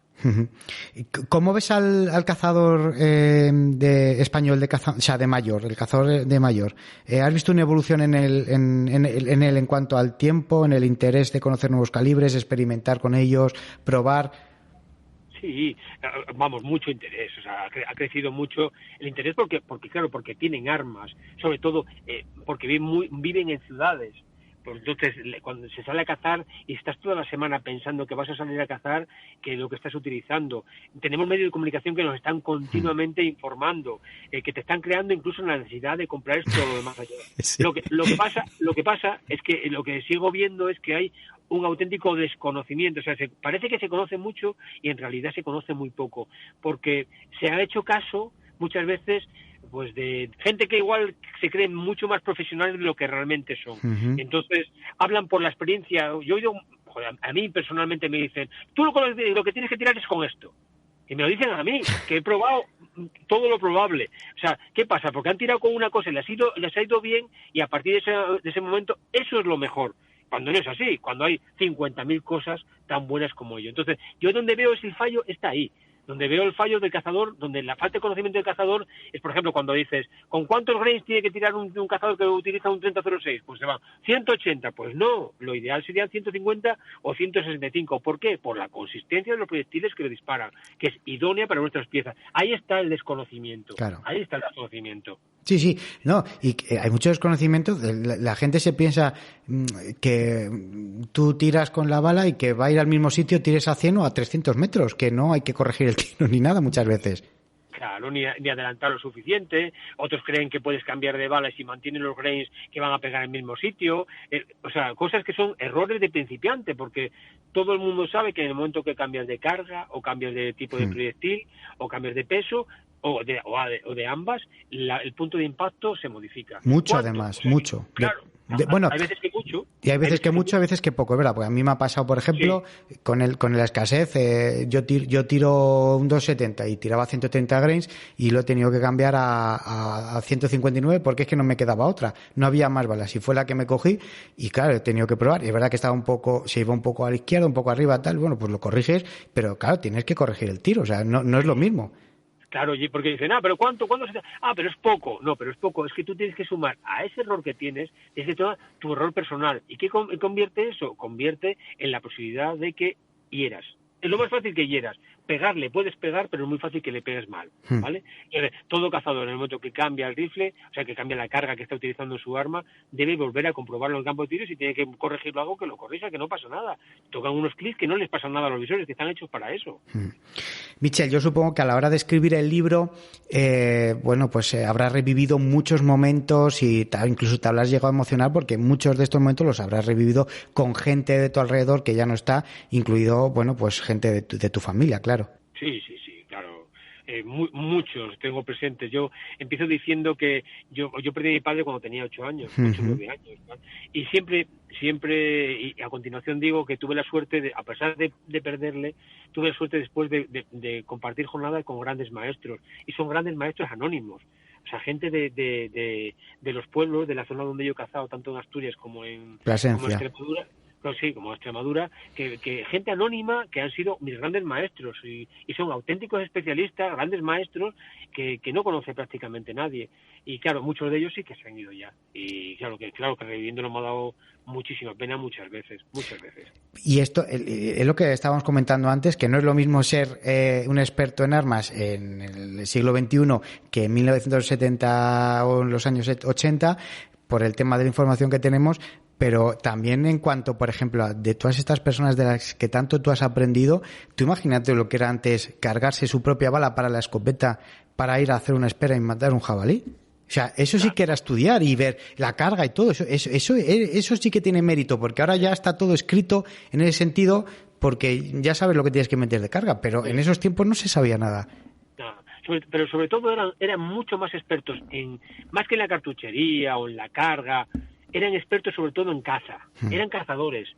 Lo que aprendí de ellos sobre todo fue la forma de entender el monte, de intentar aprender de ellos cómo se cazaba, y el respeto. O sea, el punto de respeto que ha tenido el cazador tradicional es algo que muchas veces se pierde, y ellos lo tenían. Yo me acuerdo una vez cazando en Plasencia, eran Navidades Sí, sería a primeros de enero, y me acuerdo que fuimos a cazar y salió una liebre delante de nosotros y Edito, con el que yo cazaba, que era un señor mayor, que bueno, todavía vive, y le aprecio mucho y me enseñó mucho, se echó la escopeta a la cara y la bajó, y dijo, no ves la barriga que lleva, y no la tiró, porque estaba preñada, ¿sabes? Porque la vio preñada, y ese tipo de cosas pues te quedan ahí grabadas para siempre, que si no te lo enseña alguien así, que ves que la caza es mucho más que matar una pieza, la caza está muy por encima de eso. El cazador no puede tener como fin último de ir a matar, no, tiene que tener como fin último el ir a cazar, que es mucho más tiempo. La balística, la cartuchería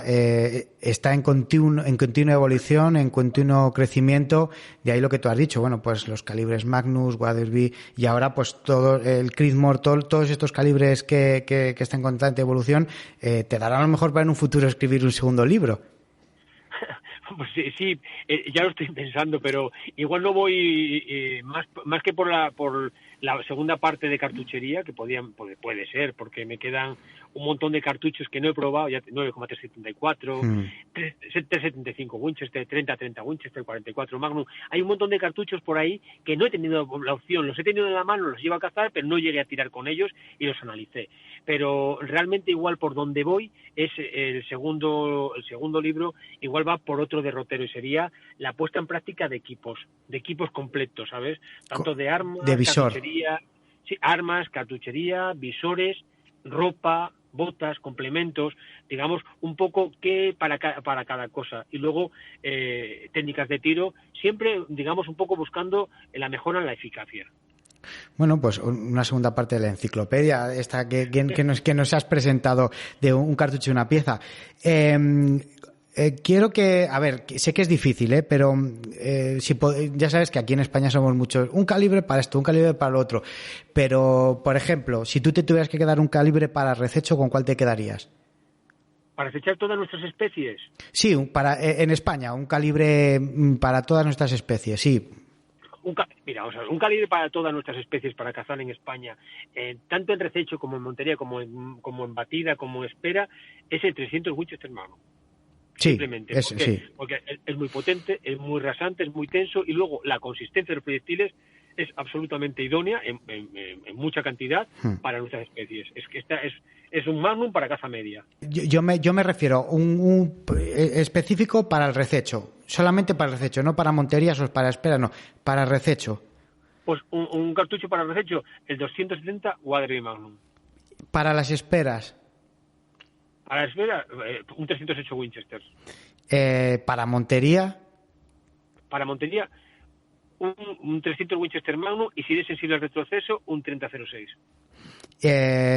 Para batida no habría mucha diferenciación en cuanto a montería, pero bueno, sabes que es una caza algo diferente, que por decir otro calibre, ¿con cuál te quedarías? Si fuera para batidas en montaña, me quedaría con un 300 Winchester Magnum.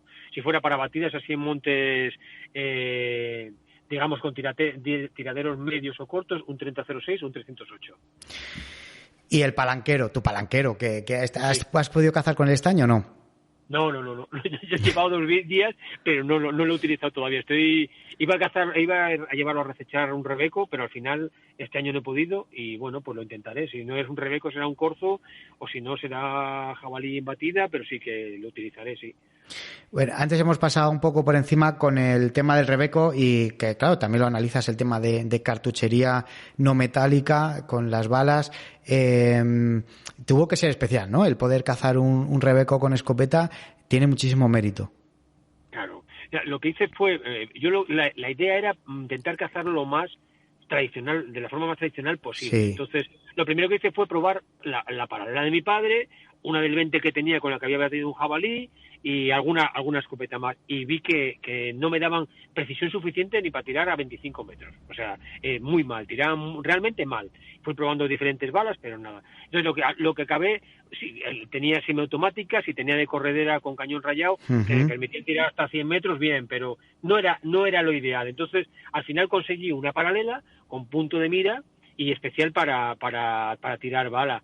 Una Ego, una escopeta española, con perrillos exteriores.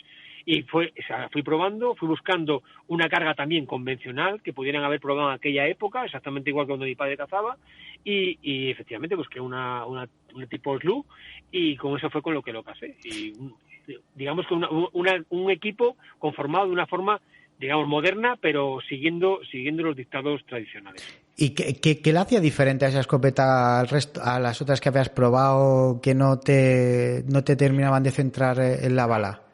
Pues es una escopeta paralela y los cañones son los dos con 4 estrellas, o sea, prácticamente cilíndricos, sí, muy abierto. Y los cañones muy separados. O sea, en la convergencia de los cañones, cuando fijas una paralela, si te fijas, son muy convergentes, se cruzan muy rápido. Sí. Sin embargo, esta lo lleva muy separados. ¿Qué te permite? Te permite que digamos que alarga bastante el punto de impacto donde se cruzan. Tipo express. Sí. Podías tirar con ella a 80, 100 metros, tiras con ella bastante bien. O sea, no es tan difícil tirar con ella con una bala que le vaya bien. A esas distancias te agrupa bastante bien. O sea, para matar perfectamente. Y por eso al final me decidí. Bueno, muy bien. ¿Con qué capítulo te quedarías del libro? ¿Con qué por todo? ¿Por el compendio del calibre? ¿Por lo que significa el calibre? ¿Por la pieza batida? ¿Por todo? Bueno, pues mucho la escopeta, me encantó. La escopeta con el calibre 20, que al final el calibre 20 no lo trato prácticamente de forma técnica, solamente hablo de una escopeta que le regalé a mi hija y que la fui modificando con el armero Diego Godoy, desaparecido ya, y Antonio Sarmiento. Y bueno, pues un poco cuento esa historia. Yo creo que es un poco, bueno, pues tirar de corazón. Y luego hay un capítulo que me gusta mucho, que es el del 7x57. Es un cartucho que he probado recientemente. El rifle también es una modificación. Es un rifle de 1920, fabricado por Steyr, un M98. Y bueno, pues es un capítulo también que tiene mucho contenido técnico, pero a la vez por su dificultad, la dificultad del lance en sí. Al final conseguí matar un venado en alta montaña a bastante distancia con él y con un visor normal y corriente de 3 a 9 aumentos. Pues al final me dio, digamos, me exigió mucho por parte de mí, por parte del tirador. y creo que es un poco diferente al resto ese capítulo. Bueno, pues esto que ha contado Michel se puede extrapolar a los, no sé cuántos capítulos puede tener, bueno, 35, claro, son 35 calibres de los que analizas, pero bueno, luego aparte haces al final un poco de resumen con el tema del cartucho para todo, tirar con la bala, bueno, pues un poco unas pautas que nos das, pero es que son casi 500 hojas de libro, o sea, es que es una auténtica maravilla. Pues la verdad es que sí, la verdad es que cuando fuimos montándolo y viendo la cantidad de texto que había y la cantidad de fotografías que había, lo de montar las fotografías ha sido tremendo, he tenido que dejar muchas fuera y había que buscar siempre fotografías que aportasen, ¿sabes? Que claro. Cuando hablase del 3006, la comparativa de cartucho con 306 no podía ser la misma que cuando hablase de 308, entonces claro.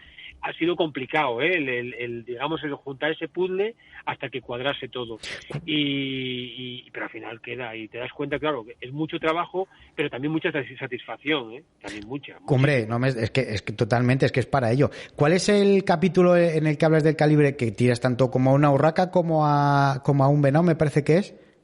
El 22-250. Ese, alucinante. Sí, tiré una urraca con él, que la encontré... Por partes, sí, lógico.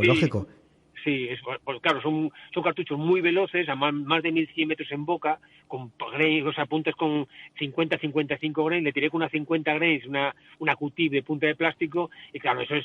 Bueno, es que hice la prueba de tirar a una hoja, y después puse un papel, y ya, cuando atravesó la hoja y llegó al papel, ya iba doblada la bala, o sea, una hoja de un árbol, de una planta de ornamento. Sí. Ya entró ovalada, o sea, ya había perdido la estabilidad y ya se había ladeado. O sea, imagínate, entonces claro, pegó la urraca y la desintegró, pero la desintegró completamente. Sí, y luego matado con él eso.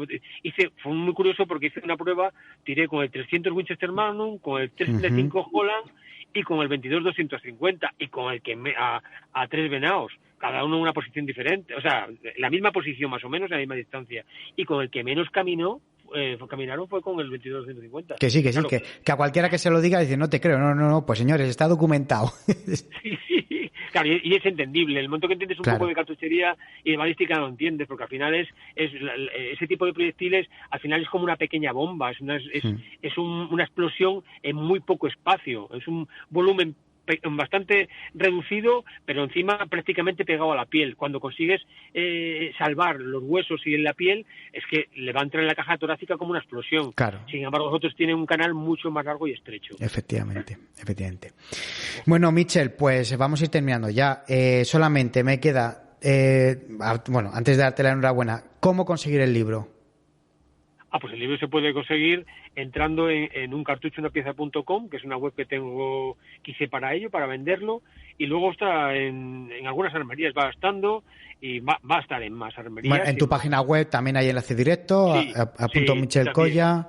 En el punto Michel Colla también hay enlace directo, y en eso, y en uncartuchonapieza.com, y luego ya te digo, en armerías va a verlo, y en algunos centros comerciales, algunas grandes superficies, seguramente lo tendrán también. Y yo también lo digo, que vamos, el que quiera ponerse en contacto con Michel lo puede hacer a través del Morral, que le ponemos en contacto con Michel sin ningún problema, y luego, pues en Google, como yo digo, pones un tiro, una pieza, libro Michel Colla, y te sale la opción de entrar, y enseguida, está muy, muy, muy fácil de acceder para poder comprar el libro. Bueno, Michel, pues lo que te digo, que enhorabuena de verdad por este iba a decir libro, pero es que es más que un libro, es una enciclopedia, o sea, es tremendo, es una cantidad de datos, una cantidad de estudios, de trabajo que, bueno, pues creo que haces bien estar orgulloso de ello, y yo como cazador, pues te doy las gracias. Supongo que no será el único que te lo dé, pero yo como cazador amateur te lo digo, porque la verdad es que es una auténtica maravilla y que me ha encantado, y que muchísimas gracias tanto por el libro como por la tertulia. Pues muchísimas gracias a ti, Javi, porque la verdad es que lo que yo pretendo con el libro precisamente era eso, servir de ayuda y que fuese de alguna forma un poco de información para algo que mucha gente desconoce. No, pues lo has conseguido, totalmente. Y además ya te digo que es que la gente a mí me pregunta, oye, ¿tienes el libro de Michel? Oye, pregúntame esto tal. Digo que sí, yo lo pregunto, pero es que de verdad que tenéis que compraros el libro. A ver, que es un libro que cuesta 50, ¿no? 50, 55 euros. 55 euros. Pero lo vale, me refiero, o sea, pero es que lo vale, o sea, no es un libro que digas, no es un libro, ya no te digo por el número de páginas, sino por el contenido, por toda la información que tiene. O sea, es verdad que no hemos estado hablando, que el mundo de la cartuchería está en constante evolución, de acuerdo, pero eso todo lo que viene de atrás tiene una historia y tú lo narras en cada calibre y es que es súper interesante. Sí, la verdad es que, bueno, yo creo que a los que nos gusta mucho la cartuchería, pues seguro que les va a gustar, seguro. Yo lo que pretendía con ello es que sirviese tanto para el que no le gusta, o sea, para el que se mete en este mundo, para el que es novato, para el que entiende y para el que quiere regalar algo dentro del mundo de la caza a un cazador, pues un cartucho, una pieza es un buen regalo, porque totalmente. Yo creo que ha quedado un libro muy bonito. Para mí me parece un libro muy bonito, me parece, nos costó mucho con la portada, le dimos muchas vueltas con la contraportada, no sabíamos si colocarlo así o al revés las fotografías, y al final creo que fue un acierto porque la fotografía de portada dice exactamente lo que es el libro, 35 calibres, esos que están ahí y así de ordenados son los 35 capítulos. Efectivamente. Bueno, pues tú lo has dicho, el mejor regalo para estas Navidades, aquí lo tenéis, vamos, es que más claro, no más fácil no lo podemos poner. Bueno, Michel, que nada, que paséis unas felices fiestas, que terminéis bien el año, que lo empieces mejor y que nada, que mucha caza y que viva la caza, como tú dices siempre. Pues muchísimas gracias y eso, viva la caza. Un abrazo. Un abrazo.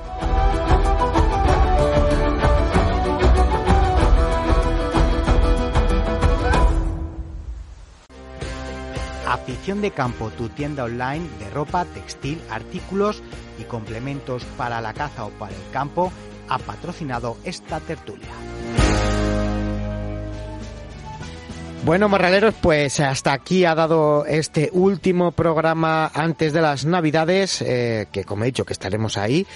El próximo viernes será día de Navidad y tendremos programa, como os he dicho, pero hoy espero que haya sido de vuestro agrado esa pequeña sorpresa con José Manuel Ballestero al principio, en la que, bueno, pues hemos estado charlando sobre el campeonato del día 5, el 52 campeonato de caza menor con perro celebrado en Tabanera hace rato, y del cual, bueno, pues Ballestero salió victorioso, salió vencedor y ya lo hemos oído. Al año que viene intentará pues defender el título en su tierra, si se lo permiten, y bueno, pues aunque haya habido polémica, como él dice, hay que quedarse con lo importante, con que es campeón de España de caza menor con perro y que eso va a quedar para la historia. Y nuestra enhorabuena desde aquí, y bien merecido que lo tiene por su trayectoria en el mundo de los campeonatos. Después hemos tenido a Miguel Arjona, que nos ha traído esas fantásticas monterías para estos próximos días, y hemos finalizado con Michel Colla y ese libro, un cartucho, una pieza, que como habéis podido comprobar pues es un auténtico librazo, y que como habéis podido escuchar no es solamente un libro de lectura, sino que es un libro de consulta, un libro para tener en la biblioteca cinegética, y cuando tengamos alguna duda sobre nuestro calibre o sobre algún calibre en particular, pues que veamos algún documental o algún vídeo, pues podamos acudir al libro y informarnos y saber de lo que se está hablando. ¿Qué os voy a decir de Michel? Pues que es un auténtico fenómeno, que el libro son 20 años de trabajo, pero es muy complicado resumir 20 años de trabajo y 35 calibres en 500 páginas. Michel lo ha conseguido, y como hemos dicho al principio, no solamente es el analizar el calibre, sino es hablar de la historia del calibre, cómo se ha desarrollado, la parte de física, de la balística, bueno, pues las prestaciones de cada calibre, de cada bala, esas cargas ideales para cada calibre, que muchas veces nos empeñamos en meter más cargas y lógicamente pues las prestaciones del calibre bajan comparativas con otros calibres, las pruebas en los campos de tiro. Bueno, pues es una auténtica maravilla el libro de Michel, que como habéis oído pues lo podéis encontrar en la página web de Michel, o si no, bueno, pues a través de mí os ponéis en contacto y enseguida os pongo en contacto con Michel. Que no me entretengo más, que paséis un estupendo fin de semana, que entréis con buen pie en la Navidad. A mí oficialmente empiezan el día 22 con la lotería. Que tengáis mucha suerte, que tengáis mucho cuidado con los desplazamientos, mucho cuidado con el COVID, por favor, que ya veis cómo está la situación, y es verdad que, bueno, pues no hospitalizar a tanta gente, pero al final hay que cuidarse, que lo hemos hecho muy bien hasta ahora, pues hay que seguir. Mucho cuidado con las armas, ya habéis visto las noticias, por favor, siempre con el seguro puesto, tanto en el puesto y lógicamente en el coche, el arma siempre enfundada, por favor, os lo pido. Nos escuchamos dentro de 7 días, hasta entonces, felices fiestas, feliz Navidad, y ya sabéis que la caza bien entendida no es muerte, sino vida. ¡Viva la caza!